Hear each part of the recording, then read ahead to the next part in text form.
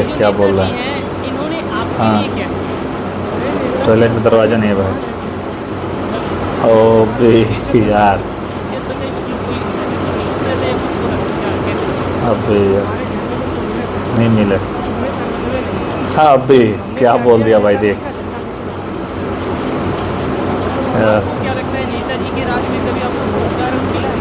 क्या ऐसा कुछ शिकायत है मिला तो नेताजी नहीं से? है, लेकिन एक बार हम अपना अनुभव करें। और लोग पार्टी का झंडा है भाई। यार कैसा युवा है, हम देख यार क्या बोल रोजगार दिया। की बात कर रहे हैं यार, कैसा आदमी है ये? वो क्लाइंट बना नहीं। क्या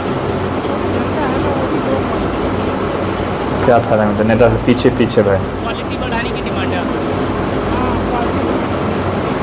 अब मैं मतलब यार, नेताजी के साथ आप रहते हैं पीछे पीछे, अब यार देख क्या बोल दिया देख यार। यही कि छोटा मोटा हम भी धंधा कर देते हैं तो नेताजी अब यार कर देते हैं, थाने में घुसवा देते हैं हमें। हम तो ट्रैफिक लाइट वाले पे मतलब कि कोई ओ हमने विरोध भाई। कर दिया तो नेताजी है हमारे पीछे। सरकारी जब सही भी बात स्कीम है। आती है तो सबसे पहले उसका लाभ क्या हमें हो रहा मिलता देख। है।